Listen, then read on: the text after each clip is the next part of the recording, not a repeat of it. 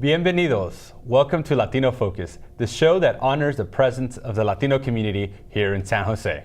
Today in our show, Servando Sandoval, chair of the Hispanic Chamber of Commerce of Silicon Valley, will talk about the mission and future of his organization. And later, Montserrat Rosselló will bring us delicious Spanish flavors from her restaurant La Catalana. We'll also visit the Flamenco Society, who brings us renowned flamenco guitar player Mario Moraga Perez. And now let's go to our dance studio to learn more about the Flamenco Society here in Silicon Valley.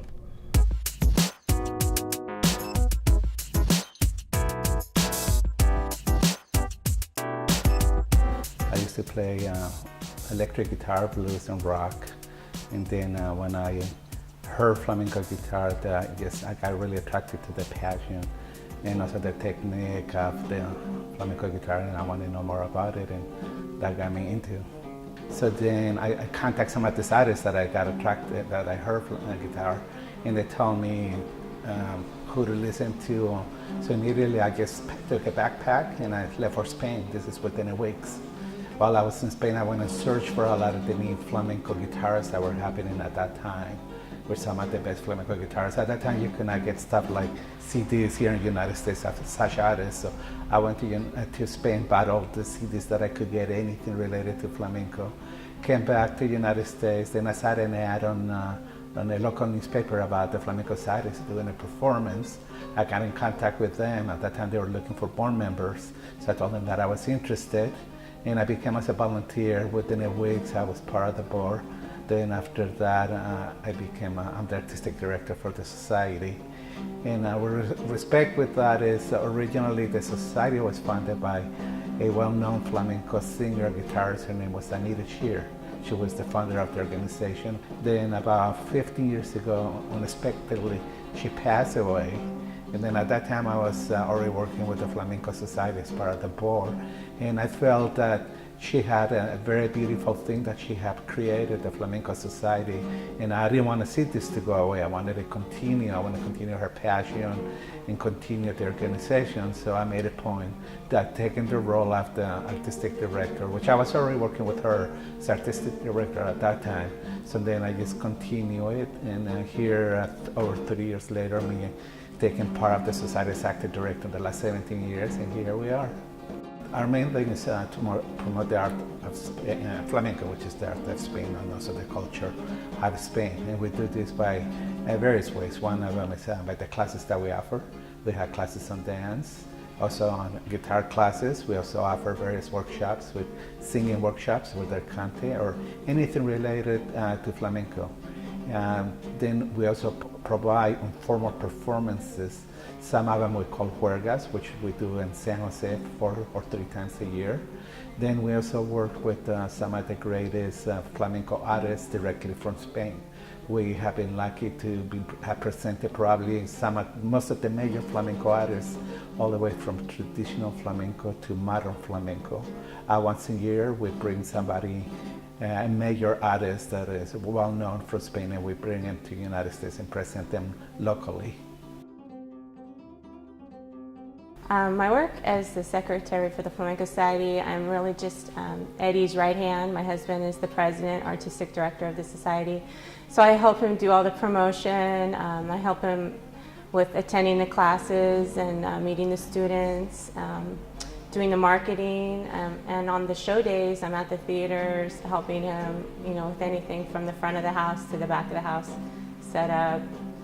We do grant writing, we do outreach in the community, so just anything to do with the society, I'm right there. One of the greatest things that I admire of the flamenco and Spanish culture is just their passion for living. I've had a lot of great opportunities to meet all the artists that I've always admired. My husband and I have either brought them to the Bay Area and we've been able to showcase them, or we've been able to travel and see the world and gotten to meet a lot of the great artists throughout the whole world.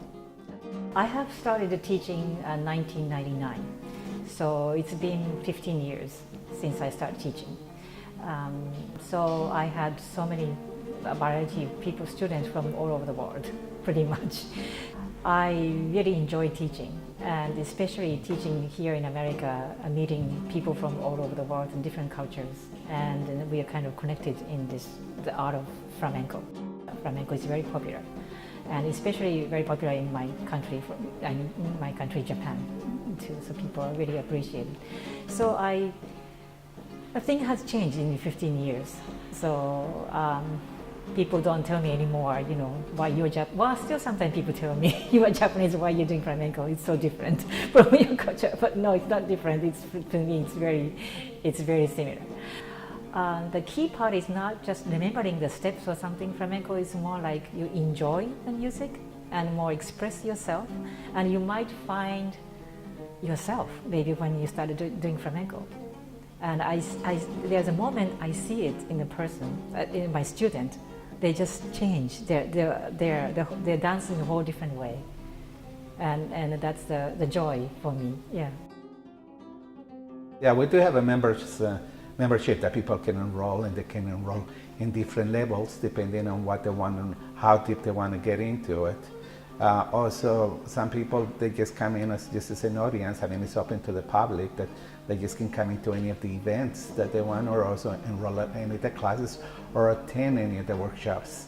A lot of times we have people that, we have a singing workshop, which is cante, and we have people that have never sung before, but they're there for the first time, and they get interested in flamenco or in singing, which is very, very complicated. Yeah, or they get involved in other aspects of flamenco, and then from there they grow up with the society, either with the classes, and then like the performances that we do 4 times a year or 3 times a year, the huergas, that's where we showcase the students. So usually the dance students perform on the first half of the performance, and then on the second half of the performance we have a professional flamenco troupe. And this gives a chance for the students to get exposure and get used to perform in a professional environment, in a theater, and get to know other flamenco artists and get involved in the flamenco community. Lately we've been very busy doing this. Luckily there has been a huge interest in flamenco within the last year, and it seems to be increasing, and we're very fortunate for that. Thank you to our audience for supporting Latino Focus. That's all for our show today. And remember that in each community, there is a beauty and strength. Gracias y hasta pronto.